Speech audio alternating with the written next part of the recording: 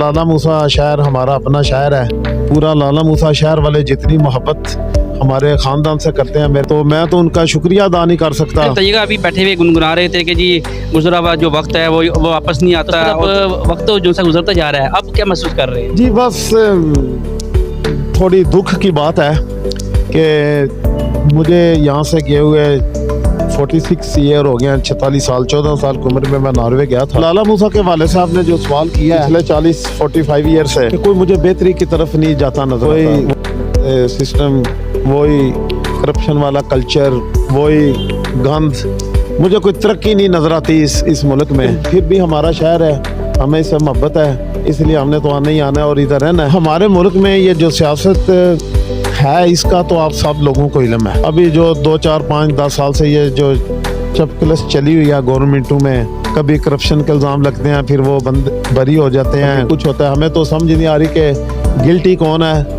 और ईमानदार कौन है इस मुल्क में। खैरा साहब ने तो मैं समझता हूँ कि हमारा प्राउड है, पूरी दुनिया में हमारा नाम इन्होंने पैदा कर दिया है। जिधर कभी किसी को पता नहीं चलता कि लाला मूसा किधर है, तो हम कमरजमान कैरा का नाम ले देते हैं, तो फिर वो एकदम कहते हैं अच्छा आप उनके शहर के हैं। बिस्मिल्लाहिर्रहमानिर्रहीम। मैं इस वक्त मौजूद हूँ डेरा शेख अब्दुल खलील पर।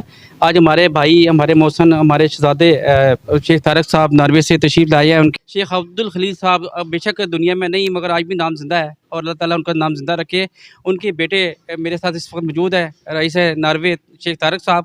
वो किसी तरफ के मुताज नहीं, पूरा पाकिस्तान उनको जानता है और मैं इनका बेहद मशकूर हूँ। आज पब्लिक पॉइंट को ख़ुसूसी तौर पे उन्होंने जो टाइम दिया कि लाला मूसा शहर के गरीब लोग भी हैं, वो भी इस वक्त यहाँ पे आ रहे हैं, जा रहे हैं, और जिस तरीके से जो मदद कर सकते हैं, जो इमदाद कर सकते हैं, वो कर भी रहे हैं और करते भी रहेंगे। ये इनका एक मिशन है, सिर्फ इनका मिशन नहीं है, इनकी पूरी फैमिली का मिशन है। तो बात करेंगे शेख साहब से कि आज आए पाकिस्तान और लाला मूसा के जो लोग हैं वो यहाँ पर एक काफ़ी हजूम सा लगा हुआ है, 5-6 दिन से आ रहे हैं, जा रहे हैं, आ रहे जा रहे हैं, कोई हार लेकर आ रहा है, कोई गुलदस्ते लेकर आ रहा है, ये मोहब्बत का इज़हार कर रहे हैं।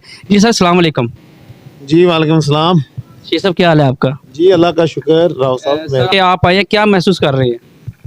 जी लाजमी बात है कि लाला मूसा शहर हमारा अपना शहर है, इधर ही हम पैदा हुए हैं, छोटे होते इधर ही स्कूलों में गए हैं। मुझे ख़ासकर हमारी पूरी फैमिली को, मेरे भाइयों को जो लाला मूसा से गए हुए हैं, वापस आकर इंतहाई खुशी होती है अपने लोगों में आकर। और ख़ासकर जो खुशी मुझे इस वजह से होती है कि पूरा लाला मूसा शहर वाले जितनी मोहब्बत हमारे ख़ानदान से करते हैं, मेरे वालिद साहब से लेके मेरे भाइयों से, मेरे साथ ख़ासकर, तो मैं तो उनका शुक्रिया अदा नहीं कर सकता कि जिस दिन का मैं आया हूँ तो मेरा ख्याल है कि इतने गुलदस्ते, इतनी मिठाई, इतनी मेरे लिए तोहफे जो लेके आए हैं, मैं तो उनका एहसानमंद हूँ। और हम वो चीज़ें उठा के अपने महल्ले वालों के घरों तक भी हमने पहुँचाई हैं कि इतना अल्लाह ताला का फजल और ख़ास मेहरबानी उन्होंने की है कि इतनी मोहब्बत दिया कि मैं उनका एहसान नहीं उतार सकता। सर बताइएगा, लाला मूसा आपका शहर है, लाला मूसा में आप पैदा हुए, यहाँ से ही आपने तालीम हासिल की, उसके बाद आप नान में चले गए। सर बताइएगा, अभी बैठे हुए गुनगुना रहे थे कि जी गुजरा हुआ जो वक्त है वो वापस नहीं आता, और यादगार अभी देख रहे थे मोबाइल के अंदर, आप अपनी पुरानी तस्वीरें दिखा रहे थे हमें, जो जितने भी लोग यहाँ पे बैठे हुए थे बता रहे थे कि जी मैंने ये वक्त ऐसे गुजारा, ऐसे गुजारा, ऐसे गुजारा। तो सर अब वक्त तो जो सा गुजरता जा रहा है, अब क्या महसूस कर रहे हैं? जी बस थोड़ी दुख की बात है कि मुझे यहाँ से गए हुए 46 ईयर हो गए, 46 साल 14 साल की उम्र में मैं नॉर्वे गया था। तो अल्लाह ताला का ख़ास करम है हम पे उधर। बस मेरे वालिदैन की दुआएं, ये इन्हीं लोगों की दुआएं जो हमारे साथ मोहब्बत करते हैं। हमें भी अल्लाह ने मौका दिया इनकी खिदमत करने का, लेकिन उसका सिला अल्लाह ने हमें इससे भी बढ़ के दिया। तो लाला मूसा के वाले साहब ने जो सवाल किया है, जो मैं हालात देख रहा हूँ पिछले 45 ईयर से, कि कोई मुझे बेहतरी की तरफ नहीं जाता नज़र आता, वही सिस्टम, वही करप्शन वाला कल्चर, वही गंद, मुझे कोई तरक्की नहीं नज़र आती इस मुल्क में। तो मेरा नहीं अपना ख्याल कि ओवरसीज़ पाकिस्तानी जो उधर से पैसे कमा कर इधर आके पक्के मकान बना रहे हैं, इसको तरक्की कहते हैं। तो मुझे कोई बेहतरी की तरफ नहीं जाता नज़र आ रहा, लेकिन फिर भी हमारा शहर है, हमें इससे मोहब्बत है, इसलिए हमने तो आना ही आना है और इधर रहना है। तो जो खिदमत میں کر سکتا ہوں, میرے گھر والے کر سکتے ہیں. لازمی بات ہے میرے پیچھے میرے بھائی ہیں جو میری سپورٹ میں رہتے ہیں, جو مجھے آگے انہوں نے کیا ہوا ہے, تو اس لیے میرا نام در آگے زیادہ رہتا ہے, ورنہ سارا کردار میرے بڑے بھائیوں کا یا میرے پیچھے. سر بتائیے گا, سیاست سے بھی آپ لوگوں کا تعلق ہے, آپ کے بھائی چیئرمین بلدیہ لالہ موسیٰ بھی رہ چکی ہیں, اور قمر زمان کائرہ صاحب کے ساتھ بھی آپ اٹیچ رہتے ہیں, سیاست کو کیسا دیکھ رہے ہیں آپ؟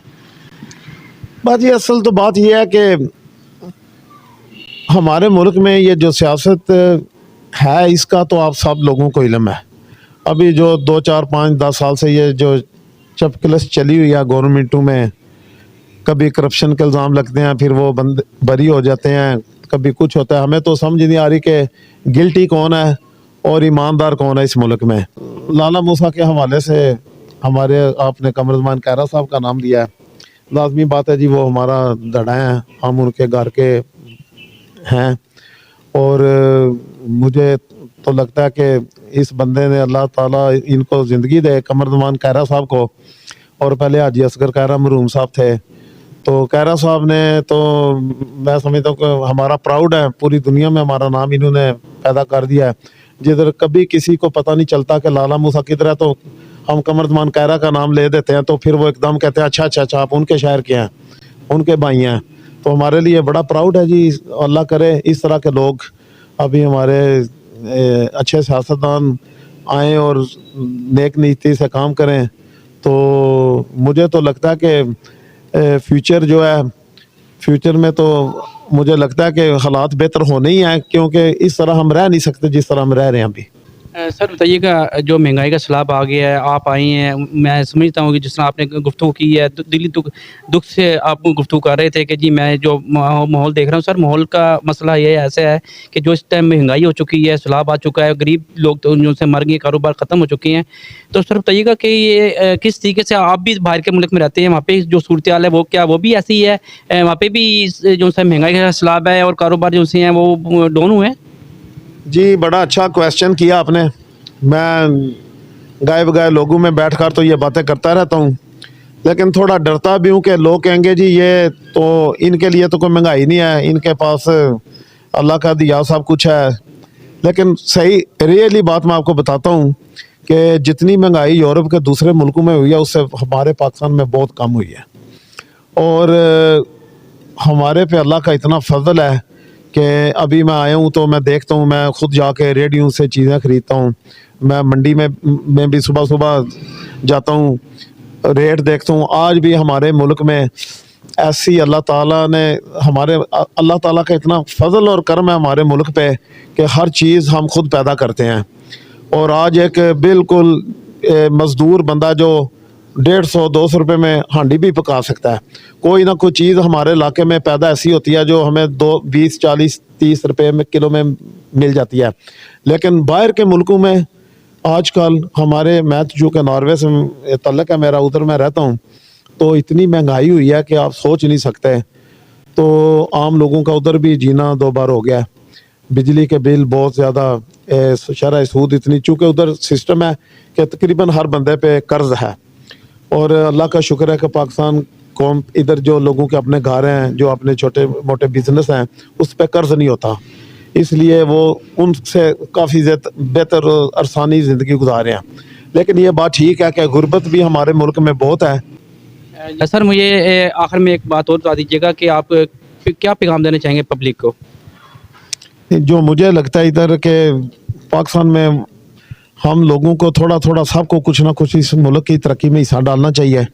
اور سب سے پہلے باقی کام تو سارے چھوڑیں, وہ نماز پڑھنا اور زکوٰۃ دینا اور یہ جو معاملات ہیں یہ اللہ کے ساتھ لوگوں کے ہیں. لیکن صفائی بھی نصف ایمان ہے. جس کو نصف ایمان کہا گیا ہے اس کو تو تھوڑا سا شروع کر لیں کہ اب بھی جو بندہ جو چیز کھاتا ہے وہ نیچے پھینک دیتا ہے, اس کے چھلکے وغیرہ یہ وہ. خدا کے لیے میں پاکستانیوں سے ریکویسٹ کرتا ہوں, پورے پاکستان کو کرتا ہوں کہ کم سے کم اپنے گھر کے سامنے اپنی صفائی شروع کر دیں تاکہ یہ ملک صاف ستھرا ہو اور لوگوں کا اور اپنے پڑوسیوں کا خیال رکھیں.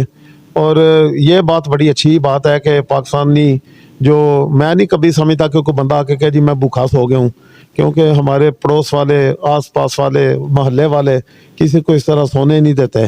تو میں سب سے ریکویسٹ کرتا ہوں کہ اس پاکستان کا خیال کریں اور صفائی کا خاص کر خیال رکھیں اور اپنی محنت کریں، اور محنت سے انشاءاللہ یہ پاکستان ترقی کرے گا اور آگے جائے گا انشاءاللہ. جی بہت شکریہ. میرے ساتھ موجود تھے طارق صاحب اور میں بے حد مشکور ہوں ان کا.